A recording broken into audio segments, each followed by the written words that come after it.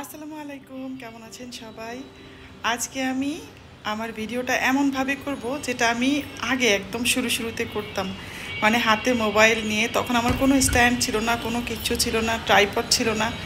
তো ওই সময় আমি যেভাবে ভিডিও করতাম, আজকের পুরো ভিডিওটা আমি ঠিক সেভাবে করব।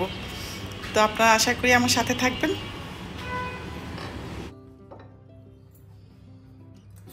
প্রায় সময় মুখ ধুতে এলে আমি কিন্তু সকালবেলা উঠে এই কাজটা করি। মানে মানি প্ল্যান্টের গোড়াটা একটু ভালোভাবে ধুয়ে তারপর আবার পানিটা পাল্টে দিই, এতে করে গাছটা বেশ ভালো থাকে।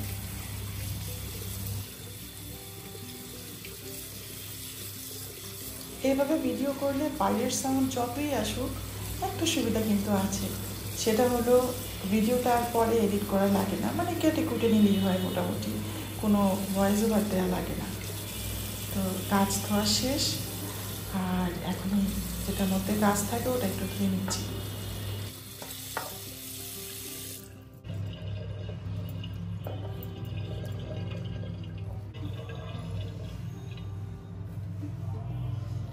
বাথরুম ইউজ করার পরে মানে যখন বেসিন বা আয়না, মিরর আর কি ইউজ করা হয়, তখন যদি এভাবে একবারে মুছে দেওয়া যায় তাহলে কিন্তু আর বেসিনটা সবসময় মাজতে হয় না।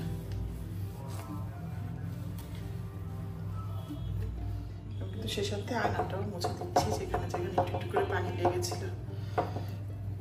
ব্যাস, ওঠার পর প্রথম কাজই হচ্ছে জানালার পর্দাটা খুলে দেওয়া।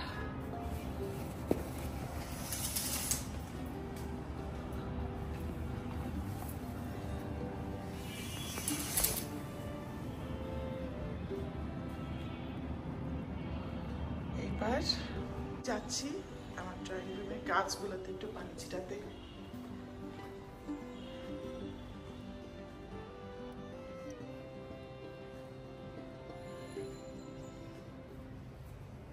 এই যে দেখেন কি সুন্দর করে বেড়ে উঠেছে।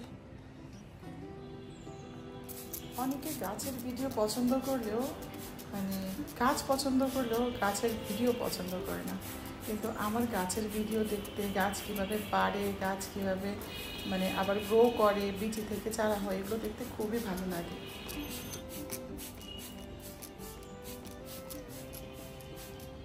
আগে এভাবে বলে বলে ভিডিও করতাম, এখন এই যে বাইরের শব্দ থাকে, রিক্সা, গাড়ি, বেরোর কথা,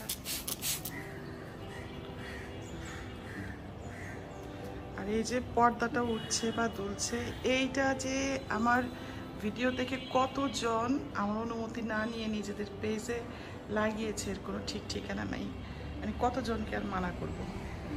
আর শীত এখনো আসে নাই, এর মধ্যেই দেখেন গাছগুলোর কী অবস্থা। আসলে আমি যে ছিলাম না এই জন্য মনে হয় এই অবস্থা হয়েছে, ঠিকঠাক মতো কেয়ার নেওয়া হয় নাই। যেগুলোতে পানি দিতে হবে, এখন আমি আগে আয়নের নাস্তাটা দিয়ে দিই। হ্যাঁ, আসতেছি। ওই কর্নার, ওই যে লেস দেখা যায় ওইটা, এটা ভিজে স্যান্ডউইচ বানাচ্ছি। এগুলো হচ্ছে একটু বাটার নিয়েছি আর এখন একটু মেয়োনেজ লাগাবো।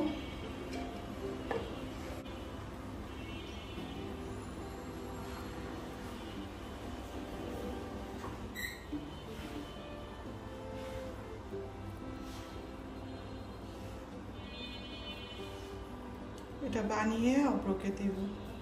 সবসময় এই ধরনের জিনিসটাই খুব পছন্দ করে খায়। আমার কিন্তু বাটারের সাথে একটু জেলি লাগিয়ে, মানে বাটারের সাথে একটু অরেঞ্জ জেলি লাগিয়ে, জেলি আর বাটার মিলিয়ে পাউরুটি দিয়ে খেতে খুবই ভালো লাগে। নিয়ে আসতেছি একটু কাবাব। কাবাবগুলো গতকাল বানিয়েছিলাম।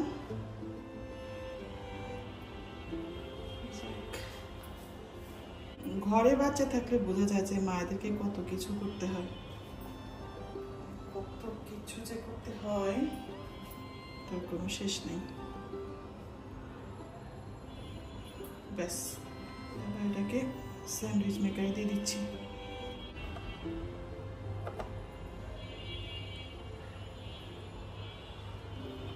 কখনো থাকলে একটু সস দেওয়া লাগতো, আবার সসটা তো পছন্দ করে না।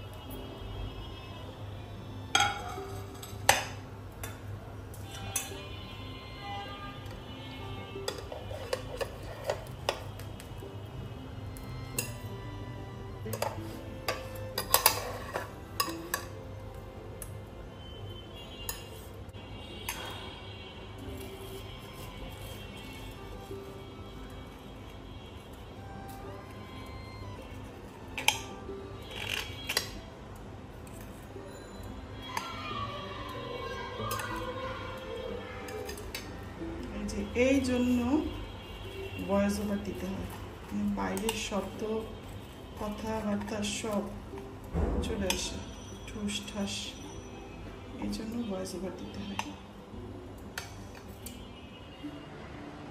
এখানে সুন্দর বাতাস বয়, পূব দিক থেকে সুন্দর বাতাস আসে, ফ্যান না চালালেও চলে। আর এই তো নাস্তা করছি আজকে, একদম অপছন্দের নাস্তা, মানে লাল আটার রুটি। এটা আমি একদমই পছন্দ করি না, আর সে সাথে পেঁপে ভাজিটাও আমার পছন্দ না। তবে চা আছে, চা দিয়ে ডুবিয়ে ডুবিয়ে।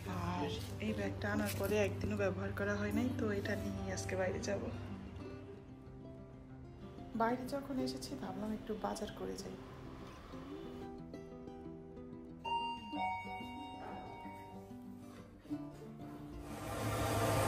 দেশি সরপুটিও আছে, 4 চিংড়ি আছে, 4 পিস দেশি চিংড়ি। এটা দেশি চিংড়ি, দেশি পুঁটি বা একটু বেলে মিডিয়াম রস, মিডিয়াম বেলে। এটা বেঁচে দেওয়া যাবে?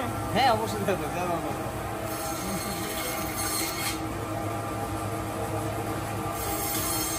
কাজ কি?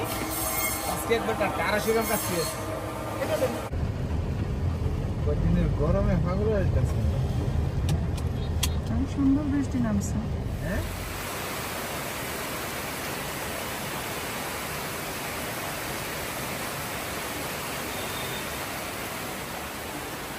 রান্নাটা করে নিব, ঝটপট কাঁকড়গুলো কেটে রান্নাটা বসিয়ে দিতে হবে।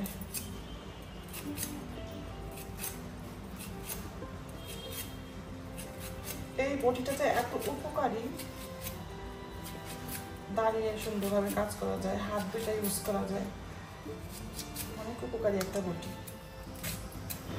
যেদিন আমাকে একটু তাড়াতাড়ি করতে হয় সেদিন আমি চুলায় রান্নাটা বসিয়ে আরেক পাশে এভাবে সবজি কেটে নিই, এতে কিন্তু সব কাজ দ্রুত শেষ হয়ে যায়।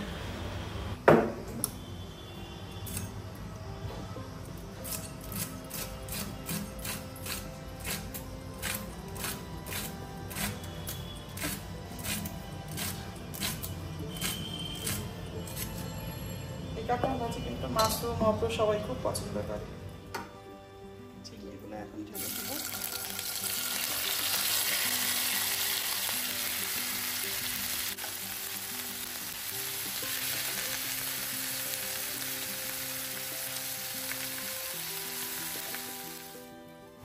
চিংড়ি ভাজির সাথে কাঁকড়টাকে মিশিয়ে নিয়েছি, এবার একটা কাঁচামরিচ কেটে দিলেই হয়ে যাবে। আর এভাবে যদি কাঁচামরিচটা কেটে দেওয়া হয় তাহলে কিন্তু আর বেশি কাঁচামরিচ লাগে না, একটাতেই হয়ে যায়। আর চিংড়িটা আমি একদম পেঁয়াজ বাটা, মরিচ বাটা, লবণ হলুদ দিয়ে ভালোভাবে ভেজে নিয়েছি।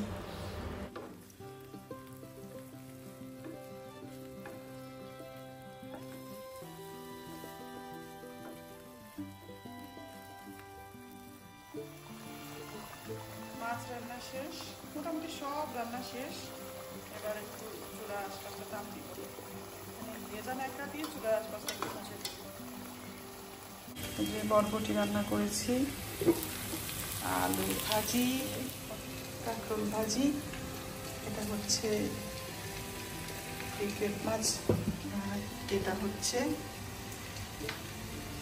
শিলন মাছ। আমার এই ভিডিওটা যদি কোনো একজনেরও ভালো লাগে তাহলেই আমার সার্থকতা।